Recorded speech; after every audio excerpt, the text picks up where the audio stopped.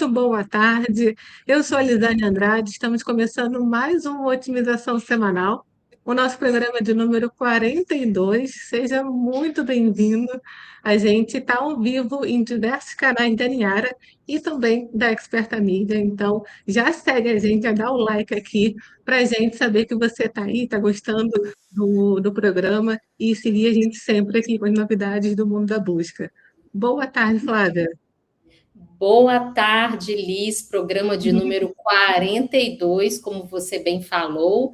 Eu sou a Flávia Crisanto, eu sou a fundadora da Experta, e junto com a Lisane, com o Cadu aqui da Niara, a gente prepara para vocês um compilado do que foi destaque na semana no mundo do SEO, do marketing de busca, do digital PR, da assessoria de imprensa, do branding como um todo, porque a gente sabe que SEO e branding estão cada vez mais aí alinhados. E no programa de hoje, a gente vai falar sobre um assunto que rodeou aí a comunidade do SEO. Será que o AI Mode pode ser o novo padrão de busca do Google? A gente foi checar se isso é verdade ou não. A gente também tem 68% das buscas do Google que já estão terminando 100 cliques, isso mesmo. É um número que continua subindo e que a gente está monitorando junto com as pesquisas que vão saindo. E tem o Tribunal Alemão, onde a Alice e o Cadu estão neste momento, Sim. responsabilizando o Google por erros do AI Overview. Uma decisão aí que é muito importante e que, se seguida por outros países, pode mudar a relação entre IA e responsabilidade legal. Então, é uma notícia que vale a pena a gente analisar juntos aqui no Otimização Semanal. E a gente tem alguns números mudando aí na exibição das IAs. Yelp, batendo recorde nos Estados Unidos de visibilidade no Google, e o Reddit, que todo mundo comenta, registrando a primeira queda.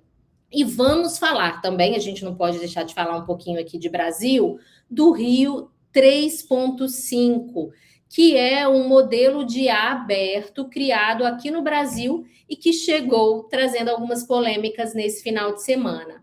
E, por fim, a gente vai saber também se existe uma maneira correta de fazer monitoramento de prompts, que está tão em alta aqui. Então, se você ficar com a gente aqui no Otimização Semanal, vai participar dessas conversas que está aí no meio do SEO e do marketing de busca. E aí, a gente vai ficar um pouquinho aí sobre essa questão da queda dos cliques, Liz. Eu queria que você explicasse mais para a gente o que está acontecendo. Antes de tudo, vocês vão ver aqui um caramelo aqui no meu colo, ó. Meu cachorrinho está aqui fazendo a live junto com a gente, ele vai aparecer aqui em algum momento, mas vamos lá. Essa primeira Cachorros e notícia. gatos trazem audiência, Liz. Acho que precisamos mostrar mais bingo. Pena que Gabo de vez em quando dá o ar da graça aqui. Um cachorro caramelo brasileiro aqui na Alemanha. Vamos lá. Então, a gente traz aqui um estudo da Spark Toro, né? A gente começa com um estudo deles que aponta para o colapso dos cliques. Você sabia que menos de um terço das buscas no Google ainda leva o usuário a outro site? Então, teve aí uma diminuição, né? E o estudo da Spark Toro levantou isso, que 68% das buscas nos Estados Unidos entre janeiro e abril desse ano terminaram sem nenhum clique. Então, é um número bem alto, é um número que já até aumentou em relação à última pesquisa, né, de 2024, que o índice era de 60%. Então, aí foi 8 pontos percentuais a mais, né, que teve essa diferença. Esse levantamento aponta que esse crescimento ele está relacionado a recursos de IA. Então, respostas instantâneas, os elementos da interface do Google, que mantém o usuário na página de resultados. A gente vem falando sobre isso em diversos programas, né? O Google ele quer manter o usuário ali na página dele, do resultado de busca, e acaba diminuindo esse clique, esse número de cliques para o site. O AI Mode ainda tem uma participação pequena no período analisado, então, representando apenas ali 0,33%. 34% das buscas. Então, é um número muito pequeno, tá? Se a gente for comparar aí até com o AI Overview, então o AI Mode ainda está pouquinho, assim, é pouco utilizado, então tem uma parcela pequena de influência nisso. Os dados também mostram queda de 8 pontos percentuais na parcela de tráfego enviada pelo Google pelo Google, há mais 75 mil domínios monitorados, né, pela Ahrefs. Então, esse é um número que vem aumentando ao longo do tempo. A gente pode até prever aqui que vai diminuir ainda mais, da Flávia, de acordo com essas novos recursos que o Google vai adicionando na SERP. Esse estudo da Ahrefs, ele foi entre junho de 2025 a maio de 2026, então a gente sempre vai ver aí novos estudos relacionados a isso, porque, claro, o SEO está sendo bem impactado com essas mudanças do Google. Esse da Ahrefs que eu comentei, que foram mais 75 mil domínios monitorados, foi o equivalente a uma redução de 22%. Né? Então, assim, são muitos números, né, que a gente vai ver aqui daqui para frente, comentando sobre esse impacto do AI Overview, do AI Mode, enfim, os recursos de IA no Google. Mas eu sei que também teve, né, Flávia, teste com AI Mode que deixou a comunidade de SEO bem agitada. Então, qual foi esse teste aí, Flávia? Toda vez que tem alguma modificação aí na página principal do Google ou lançamento de algum novo recurso, todo mundo fica muito apreensivo, principalmente porque é o que você trouxe para a gente, a queda de cliques tem sido uma preocupação. Lembrando que os publishers, principalmente, veículos de notícia, são sempre muito impactados, e a gente vai falar sobre isso também, mas vale lembrar, eu gosto sempre de trazer o que a gente falou na semana passada, que na semana passada a gente falou um pouco sobre o comportamento do usuário na SERP com a chegada do AI Mode e Uhum, AI sim. Overview. O que a gente tem? Temos a queda de cliques, mas a gente tem uma permanência maior do usuário fazendo esse tempo, ficando ali na SERP. E a gente trouxe um conceito também que eu acho que é importante, que é a segunda impressão é a que fica. Por quê? O usuário, ele recebe o resultado do AI Mode, do AI Overview, ele avalia, ele faz o scroll da página, mas ele retorna. Retornar não Uhum, é um comportamento muito comum da SERP. E aí entra um outro ponto, que é o seguinte: a importância da gente levar ali para o AI Mode, para o AI Overview, uma informação que realmente esteja correta. E aí, voltando a muitos programas, quando a gente estava aqui analisando o Google I.O., que foi o evento do Google que aconteceu no mês passado, que ele fala que o Google ele deixa de ser uma plataforma de busca para ser uma plataforma de IA, ele tem falado sobre isso, então não nos assusta, e a gente apostou, não lembro se você lê dessa conversa, Liz, eu, você e Cadu, se no Google I.O., se ele já traria o AI Mode como a busca como padrão. E padrão. na Uhum, a gente falou que a gente não apostava nessa mudança, principalmente porque ainda existem muitos erros. Então, não foi daquela vez, e aí trago a notícia aqui de que não vai ser agora. O Google, né, ele estava testando, houve sim um teste, então vou trazer aqui só a notícia do Search Engine Roundtable, falando sobre esse teste, né? Que foi aí um experimento no Chrome Canary, né? E aí falou: será que agora vai ser o modo padrão? Mas o Rajan Patel, que é vice-presidente de engenharia de busca, foi lá no X, o antigo Twitter, finado Twitter, né? E disse que foi um erro. Mas, em contrapartida, a empresa segue investindo alto em personalização, que é um outro ponto também que eu acho que dentro das preocupações que o marketing e o SEO devem ter agora, é sobre essa questão da personalização, que a gente está saindo de um resultado de busca que aparece para todo mundo, para um resultado de busca cada vez mais baseado na personalização. E aí, só para a gente concluir esse ponto, é importante dizer que o Google fez uma pequena mudança na forma de controlar o nosso histórico. Então, a partir de agora, a gente vai ter um histórico salvo e a personalização. Várias pessoas, a personalização dentro da busca, vários usuários no exterior receberam mensagens falando dessa mudança. Então, agora a gente vai ter duas configurações: histórico de serviço de pesquisa e recomendações personalizadas. Então, é um ponto que a gente tem que ficar de olho. Segundo o Google, a gente vai poder controlar o que é exibido ou não, mas cada vez mais a gente vai ter essa personalização.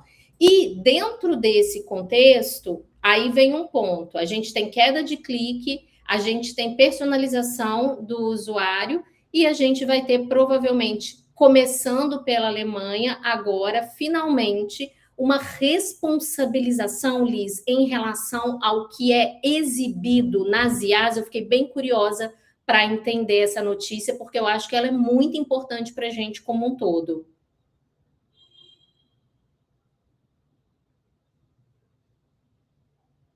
Você tá Muda. mudo. Agora Deixa eu voltar aqui. Estou aqui. É bom que a notícia é direto aqui da Alemanha. Eu vou compartilhar com vocês aqui. apurou em A, loco, Liz. Eu quero saber se você bateu aí na porta da justiça na Alemanha para saber para gente. pois é. Acho que o Google sabia que eu estava aqui, já mostrou esse post aqui para mim. Deixa eu até abrir aqui, que eu até coloquei aqui um resuminho aqui. Bem, deixa eu voltar. Vamos lá. Perdido aqui nas telas. O Andrew Waite, ele compartilhou aqui que o tribunal em Munique, aqui na Alemanha, ele emitiu uma decisão, vou falar até que histórica, né? Ele disse que o Google, ele é sim diretamente responsável pelo que o AI Overview escreve. Ele até colocou aqui um link, deixa eu abrir aqui o próprio site que ele compartilhou aqui na tela, vamos lá. Acho que é esse site aqui, o site daqui da Alemanha. Então, esse site aqui, ele fala que o caso ele envolveu duas editoras de Munique que foram injustamente ligadas a golpes e práticas duvidosas pela IA do Google. Quer dizer, a IA, o Everview, ele estava informando que duas editoras possuíam fraude, possuíam ali alguma coisa ilícita, né? Então, isso, claro, espantava os usuários. O tribunal não aceitou a desculpa do Google, né, de que o usuário é que tem que checar as fontes. Então, o tribunal argumenta que os resumos de IA do Google não funcionam como os resultados de busca tradicional. E aí é importante a gente falar isso, porque o Google, né, na busca tradicional, ele está amparado porque ele só pega a informação exata do site e exibe na SERP. Então, ele está amparado que a fonte, né, o texto ali é do site que ele está pegando a informação. Mas já no caso do AI Overview, ele reescreve, avalia os resultados da web, com as suas próprias palavras, ele cria um resumo. Então, isso já quebra o argumento do Google para se proteger. Ele está mudando, criando uma informação nova. E tem um detalhe que eu falei aqui, né? Que a IA ela fez afirmações que nem existiam na página, nas fontes citadas. Ela realmente alucinou ali e criou conexões falsas entre empresas, sites de reclamação, né? Ou seja, a famosa ali alucinação que agora tem, vou falar aqui, CPF e CNPJ jurídico ali o do Google, né? Então, seria o Google falando mal daquela empresa. E o Google tentou usar o argumento de que as pessoas sabem que a IA erra, sabe? Mas o tribunal ele rebateu, dizendo que como o AI Overview ele é apresentado como uma resposta pronta e autossuficiente, o Google induz o usuário ao erro. É como um jornal que publica uma manchete, Flávia, que diz, por exemplo, algo errado ali na manchete e fala assim, mas o leitor ele tem que clicar e tem que ler tudo, né? Enfim, não é assim. Então, é bem extenso, eu tenho até aqui, eu vou abrir para vocês aqui, compartilhar aqui na outra tela, com toda a decisão aqui do Google, né, em relação a todos os fatos, do Google não, desculpa, do tribunal, em relação a todos os fatos. Um outro ponto também é que, nesse caso aqui, não tem liberdade de expressão, vamos dizer assim, né? Porque o tribunal disse que a opinião de uma IA não tem a mesma proteção de, por exemplo, de um humano. Porque se a gente for falar assim, um humano tem a liberdade de ter a opinião dele, isso é normal. Mas ali não, a IA ela não está amparada por esse detalhe, esse fator, né, de liberdade de expressão, porque é fruto de um algoritmo comercial, não de uma convicção pessoal. Então, isso também o Google também não conseguiu, né, levar por esse lado. Ele já disse que vai recorrer, alegando que a IA apenas reflete o que está ali na web, mas o precedente está aberto aí, pode até começar a acontecer em outros países, não só da Europa, mas enfim, outros países até no mundo, né, ali no Brasil também, e o modelo de negócios de busca generativa, enfim, pode ser até que tenha que ser revisto, sabe? E eu creio que até por isso que o Google esteja demorando a colocar um AI Mode como padrão, né? Porque ele está vendo muita coisa errada, não só de usuário, mas também, enfim, em tribunal, em empresa. E, enfim, eu queria até perguntar para você que está assistindo, né? Você, o Google deve ser responsabilizado pelas alucinações da IA ou é o usuário que tem que checar? Tá? Você que está assistindo a gente, o que você acha dessa decisão aí do governo de Munique? Liz, eu fico pensando aqui, o Google usa o nosso conteúdo, modifica o nosso conteúdo sem autorização, exibe esse Uhum. conteúdo não entregando os cliques e ainda quer que a responsabilidade seja do usuário. E aí, lembrando Sim. também, a gente trouxe aqui uma notícia que o New York Times deu relacionada à porcentagem de erros que hoje acontecem na AI Overview, e se eu não me engano, no AI Mode, que chegam a 10%. E acontece, a Uhum. gente tem que lembrar que são bilhões de buscas ocorrendo no Google o tempo todo, né? Todos os dias. E a gente tem também uma outra informação que a gente trouxe na semana passada, que foi o seguinte: pela primeira vez, um governo dos Estados Unidos está tentando responsabilizar as IA, se eu não me engano, foi o ChatGPT, e eu não me lembro agora, não me recordo qual foi a outra IA, por uma questão de um tiroteio que aconteceu na Flórida. Então, o governo da Flórida também está entrando contra algumas plataformas de IA, ou seja, ao meu ver, é importante que essa decisão, obviamente, não seja só em relação ao Google, como as IAs como um todo, porque todas as IAs aí estão gerando informação. A gente sabe de outros casos de um adolescente que cometeu suicídio seguindo questões relacionadas, né, a algumas orientações do ChatGPT. Então, a gente tem aí, e é importante, o AI Mode, nessa história toda, a gente sabe que ele chegou atrasado, ele foi meio que lançado para Uhum. que o Google continuasse aí na corrida das IAs. Então, acho que esse é um ponto importante. Pessoalmente, eu espero que essa responsabilização ela venha, porque a gente sabe que informação e distribuição de informação é uma questão muito séria e que as big techs devem ser responsabilizadas por aquilo que elas estão construindo. Então, a gente vai acompanhar aí essa frente. E aí, a gente está falando muito de fonte. E uma Uhum. questão que está sempre sendo debatida é quais fontes as IAs estão utilizando. A gente tem falado muito aí sobre o Reddit sendo usado como fonte de resposta. Na semana passada, inclusive, o CEO do Reddit até fez um comunicado falando que eles são uma mina de ouro, que sem o Reddit as IAs não existiriam. A gente teve uma fase que, principalmente aqui no Brasil, eu vejo as pessoas também muito preocupadas com o Wikipedia, estar na Wikipedia para poder aparecer nas IAs. Então, a gente tem aí um movimento de fontes de IAs que ora estão sendo mais exibidas, ora não. o próprio YouTube também, ele costuma ser aí uma fonte que traz bastante resultado dentro das IAs, e o Growth Memo, que é um site do Kevin Iddig, ele sempre está fazendo o monitoramento dessas principais fontes. E nessa semana, ele destacou alguns movimentos e algumas mudanças interessantes nos Estados Unidos, falando um pouco de fontes de citação na IA que estão aumentando e diminuindo. E nessa semana, quem teve um destaque foi o Yelp.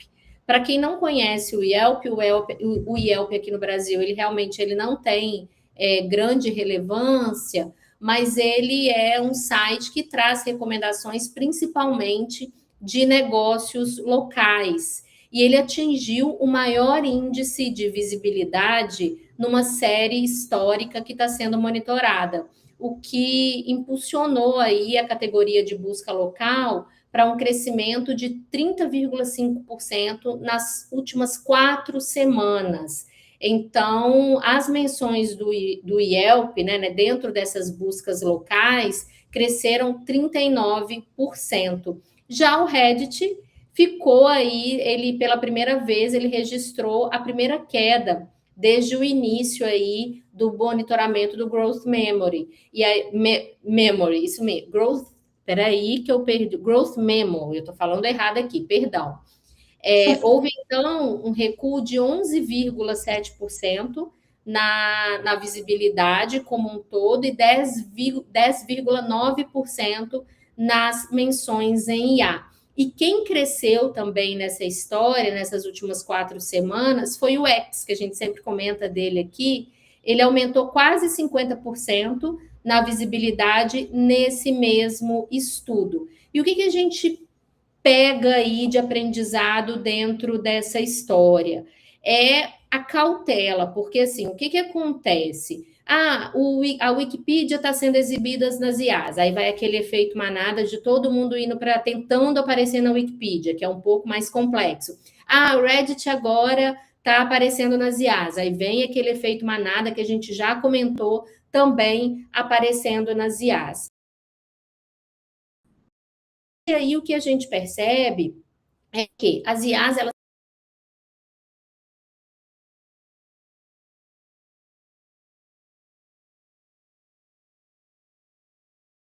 importante dentro da história.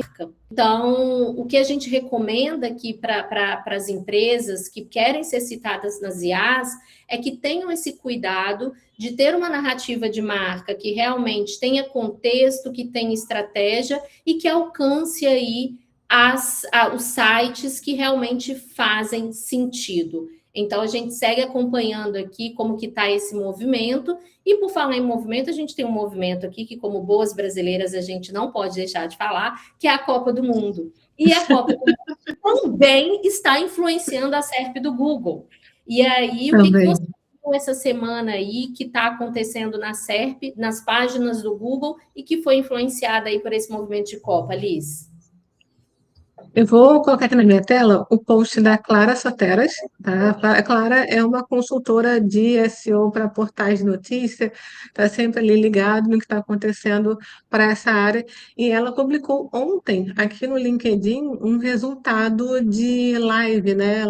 De live blogging ali no Google. Mas o grande diferencial desse resultado foi que agora o Google ele está pegando também em tempo real resultados do X, do Threads e também do Reddit. E está agrupando tudo isso e aqui na tab, né, na abinha aqui de live. Deixa eu compartilhar aqui a minha outra tela. Tá. Eu fiz a pesquisa aqui na hora, busquei ali na hora do jogo do Japão, se eu não me engano era Japão e Holanda, e busquei Japão, e apareceu aqui embaixo, você vendo aqui na minha tela, o símbolo, né, a tagzinha de live, e agora o X, Reddit, deixa eu chegar para o lado aqui, ó, também o Threads e sites normais como esse aqui, Vavel.com. Então, ele está, antes era somente com sites normais, né, portais ali, e agora também ele está agrupando outros conteúdos. A partir do momento que. Isso é muito em tempo real. Esse último aqui, por exemplo, do LinkedIn, você está vendo 36 segundos atrás, é muito rápido que ele pega essa informação. E assim que tem algo novo, é só clicar no botãozinho aqui, ele fica azul, esse botãozinho aqui, esse loading, né? Ele fica azul. Eu vou clicar aqui, se sumir, porque eu guardei essa tela desde ontem. Mas deixa eu ver Uhum. se tem alguma coisa nova. Ó, apareceu aqui um outro site aqui como primeiro, então ele vai atualizando muito, muito rápido essa informação. Até pedi para a Flávia, no momento, buscar no Brasil, a Flávia não achou esse resultado no Brasil, pode ser que seja só realmente aqui fora, mas outros sites brasileiros, como até mostrar aqui, vou mostrar, na verdade, o dado estruturado, que é esse aqui de live blog posting, tá? Que eles estão usando para sites, para rede social é normal, pelo que eu vi, o Google só está pegando ali as informações que tem ali no Reddit, no X, e colocando ali em tempo real. Mas até lembrei quando eu estava pesquisando aqui, lembrei também que o esquema.org, agora ele fez uma parceria com o Google, ele está exibindo aqui, está vendo aqui, ó, 10K-100K domains. Então, em cada dado estruturado, ele está exibindo aqui qual que seria ali o range de utilização desse dado estruturado em sites na web. Então, a ideia aqui é que ele mostre para o usuário quais são os tipos de dado estruturado mais utilizados, enfim, dê ali um direcionamento para o usuário do que está sendo mais útil no mercado, mais utilizado e que ele possa usar também. Então, aqui, por exemplo, ele coloca sempre esse range, porque os números estão sempre mudando. Então, não vai colocar nunca nada certinho o número, sempre esse range aqui. E então, aqui você consegue entender tudo o que você pode fazer para usar esse dado estruturado, assim como outros também. Tá? Deixa eu até colocar aqui, porque eu tinha aqui um do. Deixa eu até clicar aqui, vamos lá, rapidinho. Tem aqui um do Terra, só para vocês verem aqui, por exemplo, se você quiser colocar no seu site e não apenas nas redes sociais, eu tenho aqui um exemplo do Terra, tá? Eles usam isso e você pode colocar no seu site. Deixa eu ver aqui. Deixa eu ver se ele vai abrir aqui, que sem querer eu fechei. Ah, não, tá aqui, desculpa. Mais fácil, ó. Esse aqui é o Terra, tá? Então, se você aí quer fazer uma transmissão ao vivo e tudo mais, você pode também fazer com live blog posting. E a única requisição aqui, no caso do Terra, é que cada chamada aqui, cada lance, vamos dizer assim, fez o gol, deu passe para não sei quem, cada isso tem que ser um link diferente. Então, aqui lá no esquema.org tem tudo certinho como você pode fazer, e aí o seu site ele vai aparecer também com o seu portal, mas também com as redes sociais. Então, você vai dominar ali no Google. Na hora que você tiver uma transmissão ao vivo, você pode fazer enfim, usar esse esquema.org e aparecer ali na SERP. Deixa eu ver se tem mais alguma coisa. Mas a gente fala tanto, né, Flávia, de IA, que não poderia deixar de falar sobre o lançamento do Rio 3.5. Eu não sabia sobre isso, me conte tudo sobre isso, o Pois que que é foi isso? um fuzuê, e como sempre, por falar em Rio de Janeiro, tem sempre aí alguma polêmica. Mas antes de contar, eu quero só, a gente estava falando sobre essa questão da regulação em relação a respostas às Hum, IAs. Aqui no Instagram, o Gabriel, ele fez um comentário, e aí eu acho que é interessante, porque tem a ver, a gente falou do Yelp crescendo nos Estados Unidos, mas aqui no Brasil a gente tem uma influência muito forte do Reclame Aqui, por exemplo. E ele até falou aqui, o Gabriel Rabelo, ele falou o seguinte: é fácil manipular reclamação e avaliações em portais como Reclame Aqui. O que complica é avaliar a responsabilidade do Google. Então é isso. Todo mundo, eu acho que como um todo, está nessa expectativa, Liz, de hum, como vai ficar essa regulação. E aqui no Brasil a gente espera que o debate ele sim. continue a acontecer, né? Então é E uma expectativa. uma outra coisa dessa notícia também é que o Google alegou assim, mas tem ali o link da fonte, a pessoa pode ver. E aí o tribunal falou, mas Nem sempre tem a fonte. Sempre tem a fonte, exatamente. Cadê a fonte? Então, Gente, assim, reclama tanto que eles ele estão está perdendo tirando, tudo, todas as alegações ele está perdendo ali. Então, vamos ver como é porque que vai assim, ser. sumiram os links, a gente ficou muito tempo. Agora a gente tem até o chat GPT, que também falamos em outro programa. Por exemplo, o próprio chat GPT está aumentando o número de exibições de links e o Google está tirando, então a gente fica nessa expectativa. E aproveitando que a gente está falando aqui, antes de eu contar um pouco sobre o Rio 3.5, que é uma IA pública, um modelo de IA público que foi treinado aqui no Rio de Janeiro, aproveitando que a gente falou aí do Instagram. Lembrando que a gente está ao vivo no meu Instagram, Flávia Crisanto, no Instagram da Niara, no Instagram da Lisane, a gente está ao vivo no LinkedIn, a gente está ao vivo no Substack e a gente está ao vivo no YouTube da Niara e da Experta. Então, se você está aí vendo a gente agora, aproveita para seguir a gente nesses canais, porque é importante para a gente, para que a gente possa continuar a fazer o Otimização Semanal para você, porque a gente precisa aí da sua audiência, de você que acompanha notícias de marketing, SEO e inteligência artificial. Mas vamos ao que interessa quando a gente está falando aí do Rio, né? O que é o Rio 2.5? Então, como eu comentei, é um modelo de IA que foi uma LLM que foi criada aqui no Rio e que viralizou durante a Copa. Mas antes disso, é importante falar que a ideia do Rio 3.5 é ser um modelo aberto de inteligência artificial e que qual que foi o grande boom aí, Liz? É que dentro de alguns testes, o Rio ele superou alguns modelos e alguns benchmarks em alguns requisitos técnicos. Então, isso acabou viralizando e todo mundo comentou aí sobre essa nova inteligência artificial que está sendo desenvolvida aqui no Rio. Mas, como gostamos de polêmica, a Nex, que é uma empresa, veio a público dizer que esse modelo é, na verdade, o modelo dela. Que quando eles foram testar aí, perceberam que ela tem a ver aí com o Nex. Então começou aqui, deixa eu trazer aqui para vocês, ó. A Nex é Esse meme é maravilhoso.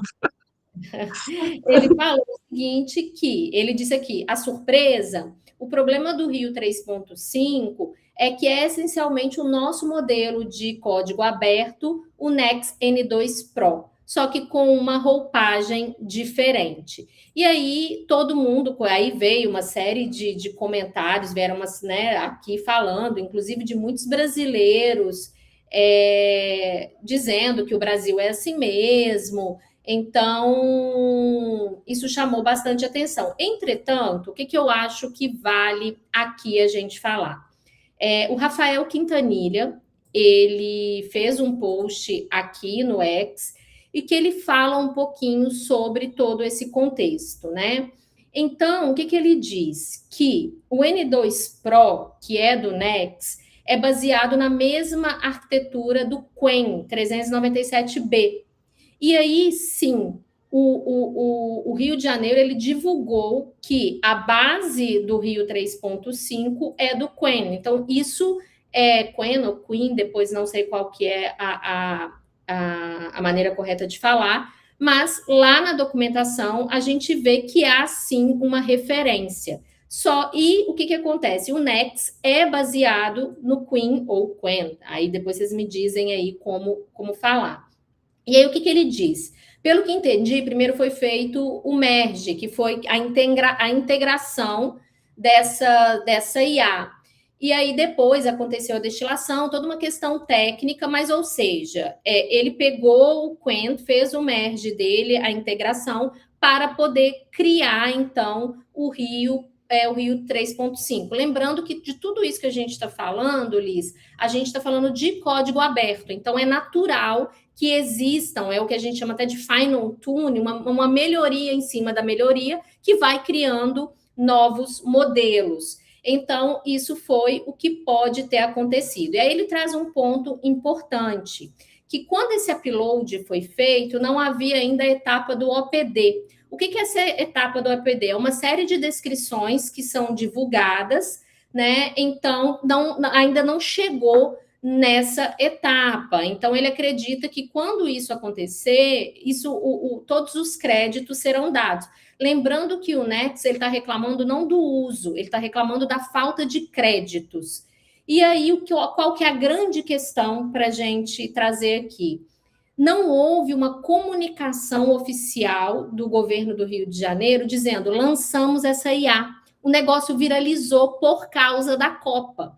E aí o atual prefeito do Rio, ele aproveitou para falar, olha, sim, estamos fazendo isso, que é o Cavalieri, né? E aí ele percebeu que já tinha viralizado, falou, tá bom, agora que o negócio foi viralizado, estou falando aqui, sim, o Rio desenvolveu 3.5. Aí ele diz no final que, obviamente, que tudo isso manchou um pouco a questão, mas a gente sabe que ainda é possível fazer todas as correções, e o mais importante, aí eu concordo, achei que esse post do Rafael Quintanilha foi muito importante, não é porque a coisa saiu um pouco truncada, viralizou antes do tempo, não houve uma comunicação que não foi oficial, que a gente deve desmerecer esse trabalho que está sendo feito. Que é muito importante a gente ter uma IA que vai ser treinada aqui, mais do que isso, uma IA que tenha uma função pública. Então, sim, está acontecendo essa confusão toda aqui, estou trazendo fofoca do Rio de Janeiro para vocês, cariocas, Liz. E aí a gente vai continuar acompanhando e, obviamente, torcendo pelo Rio 3.5. E Viu? falando de Por isso que é bom ter, vou falar assim, repórter, né? Mas assim, ter parceiros em cada canto. Porque assim, eu não sabia do Rio 3.5, então semana agora por você. Então, mais uma notícia que a gente está dando aqui em primeira mão. Fico muito feliz. E aí, quando a gente Vamos fala de lá. IA, a gente fala de prompt.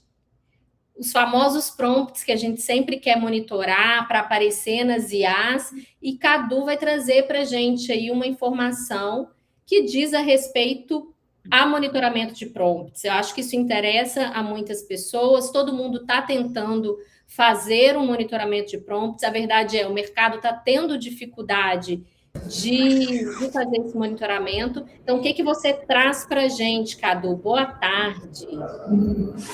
Boa tarde, Flávio. Boa tarde a todos que estão acompanhando a gente. Então, é um artigo do... deixa eu abrir aqui, do Search Engine Land. Deixa eu compartilhar a tela com vocês. Que ele realmente achei bastante interessante por ele ser mais prático do que muitos dos artigos que a gente acaba lendo, né? E basicamente, o que ele explica aqui? Vocês estão me ouvindo bem, então, né? Sim, sim. Tá. Bom, o problema que ele ataca aqui é como que algumas ferramentas que fazem monitoramento de prompt não funcionam como elas deveriam funcionar, né? Por quê? As ferramentas que a gente usava antes da era da IA, que eram as que monitoravam palavra-chave, era mais fácil você monitorar a palavra-chave porque as pessoas faziam pesquisas mais, que a gente chama de determinísticas, né? Melhores ferramentas de IA, melhor hotel e não sei aonde. Tipo, as pessoas faziam pesquisas mais simples e a probabilidade de pessoas fazerem a mesma pesquisa era muito maior do que hoje com as IAs, onde a gente escreve um textão, fala, eu sou Cadu, sou CTO da Niara, eu estou com um problema assim, assim, assado na minha área financeira e estou procurando uma forma de resolver esse problema. Eu vou explicar o meu problema de um jeito, você, Flávia, vai explicar o problema de um outro jeito e a Liz vai explicar o problema de outro jeito. Sendo que eu sou o CTO, a Liz é CEO e você é também CEO da empresa. Então, nós somos 3 pessoas diferentes, com cenários diferentes, explicando, teoricamente, o mesmo problema, né? Qual é o problema que isso traz? É praticamente impossível, ou impossível mesmo, você ter exatamente o mesmo prompt para resolver o mesmo problema. Então, qual a ideia que esse artigo traz? Como que você resolve esse problema, né? E aí uma coisa que ele fala aqui é que ele utiliza basicamente algumas regras, algumas leis, digamos assim, da probabilidade estatística, que ajudam a você chegar realmente em algo que é mensurável e confiável. E aí ele dá o exemplo das pesquisas políticas, né? Vocês já devem ter reparado que quando você tem eleição, eles não vão pesquisar, sei lá, se tem 100 milhões de eleitores, eles não vão perguntar 100 milhões de eleitores. É humanamente impossível você fazer esse tipo de pesquisa. Então, o que eles fazem? Eles pegam uma amostra, existem algumas metodologias e técnicas e tudo mais, mas você pode reparar que geralmente eles pesquisam ali 1.200 ou 1.500 pessoas participam dessa pesquisa e eles dão uma margem de erro ali. Então, a gente fala assim, o presidente, não sei das quantas, tem 48% de intenções de voto, de intenções, não quer dizer que as pessoas vão votar, mas é intenção.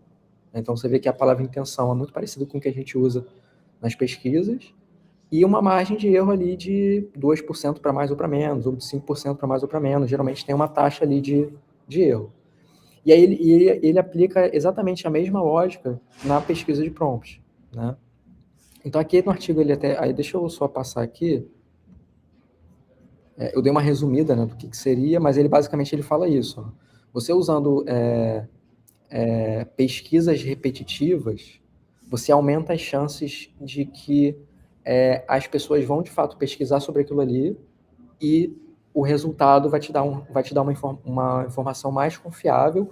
Nunca vai ser 100%, mas vai ser sempre mais confiável do que se você pesquisar só uma vez, né? Só que não é só isso. Uma outra coisa que ele comenta aqui é que muitas dessas ferramentas, elas fazem um prompt, pesquisam o prompt e é só isso, né? Só que na pesquisa com IA, as pessoas não fazem uma pergunta e nunca mais perguntam nada. Você faz uma pergunta, aí a IA te responde e ela te dá uma pergunta de follow-up. Você gostaria de saber mais sobre isso? Você gostaria de ir por esse caminho? Ou por outro caminho? É conversacional. Então, você vai numa jornada, né, durante ali a conversa, que pode ser que uma marca seja mencionada só na primeira vez que você pergunta, ou pode ser que ela seja mencionada várias vezes até você chegar numa etapa da jornada. Você fala assim, peraí, essa ferramenta aqui é a ferramenta que vai resolver o meu problema. Que é justamente o que ele cita aqui desse Reasoning Lift, né? Que é você criar uma lista de 40 prompts, mas você criar prompts para cada etapa do problema. Então, por exemplo, aqui ele fala de uma pessoa que está avaliando uma compra de um CRM. Então, a primeira pergunta, como eu sei que meu time precisa de um CRM? Seria a primeira pergunta que ela vai fazer no ChatGPT, por exemplo. Aí o ChatGPT vai responder. Aí depois ela vai perguntar, que tipo de CRM existe para um B2B site? Aí o ChatGPT vai responder. E aí ela vai descendo na jornada, vai sugerir lá alguns CRMs. Ela vai perguntar, compare HubSpot, Salesforce, Pipedrive para um time de 50 pessoas. E aí ela vai evoluindo na jornada. Então a ideia aqui, que esse cara sugere, que é o Kevin Indig, não sei se esse é o nome, como é que assim se pronuncia, mas o que ele sugere é que ao invés de você monitorar um único prompt, você faça o monitoramento um mapeamento da jornada do usuário, né, desde do momento que ele pergunta sobre o problema, passando pela exploração, comparação, validação e seleção, e você faça essa medição, quantas vezes a sua marca foi mencionada. Aí ele fala da menção da marca, né? Ele fala acho que aqui ele até fala isso, ó, deixa eu ver se eu acho aqui onde ele cita isso. Mas, basicamente, a menção da marca, a posição que a marca é mencionada, se tiver link a alguma coisa, e o sentimento do usuário, para saber se é algo positivo, se é algo negativo, para você poder entender exatamente como que a IA está citando a tua marca, né? E aí o lance que eu falei no final, né, que ele fala que a próxima geração de ferramentas de monitoramento vai ser exatamente como nas pesquisas de voto, né? Ao invés de você pesquisar por palavra-chave, você vai fazer uma pesquisa ali repetidamente, né, usando esses prompts aqui. E aí, uma outra coisa que ele menciona aqui é que ao invés de você pesquisar tipo o mesmo prompt nas plataformas e combinar elas, fazer sempre separado. Por quê? Porque cada IA funciona de um jeito diferente. Então, um exemplo que ele deu aqui foi que Nesse caso que ele testou do HubSpot, ele foi mencionado 78% das vezes no ChatGPT, enquanto que no Perplexity foi 34% das vezes. E além disso, ele mostrou que o Perplexity pega informações de sites de comparação, como o G2 e Capterra, e o ChatGPT, ele puxa informação do próprio blog do HubSpot, entendeu? Então, assim, são outras coisas que você tem que ficar de olho, que ele nem sempre vai puxar os dados das mesmas fontes. Cada IA funciona de jeito diferente e cada IA puxa de fontes diferentes. Eu gosto muito dessa ideia, né, da gente separar o número de prompts com objetivos diferentes, até acrescentaria aí a questão da marca. Acho interessantíssimo ele começar a trazer essa questão da gente monitorar prompts semelhante a como a gente faz em pesquisas de forma geral. Entretanto, eu tenho uma questão, assim, essa metodologia é uma metodologia que, para ela existir, a gente precisaria minimamente saber o número que está sendo buscado, porque quando a gente trabalha, por exemplo, vou usar esse exemplo que ele trouxe, né, das pesquisas eleitorais, a gente cria um universo. A gente cria uma amostra, na verdade, baseada num universo. Então, a gente tem um universo de X leitores, faz aquele recorte, e para corresponder àquele universo, a gente precisa de uma amostra. E aí a pergunta, e aí, obviamente, é uma pergunta que vai ficar por conta aí das ferramentas, como que a gente vai definir qual universo a gente está falando? Porque palavra-chave a gente sabe o número de buscas, prompts a gente não sabe. Então, talvez ainda dentro do que você falou, Cadu, né, ao meu ver, a gente separar esses prompts e sempre ficar de olho nessas fontes que são citadas em diferentes IAs, porque eu acho que esse é o ponto mais importante, né? Cada IA, ela se comporta de uma maneira diferente. Não sei você, mas eu ainda acho que é a maneira mais segura. Todo o resto, a gente ainda vai trabalhar metodologia, a gente vamos descobrindo em tempo real, né? Uhum, sim. Então, isso ele fala no artigo, né? Ele fala que ele sugere que você comece com 40 prompts, né?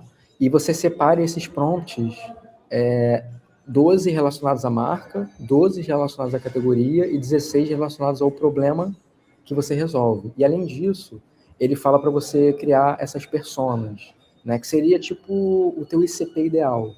Então, você criar prompts focado nas categorias que essas pessoas pesquisariam e também nos problemas que essas pessoas estão sempre buscando resolver, entendeu?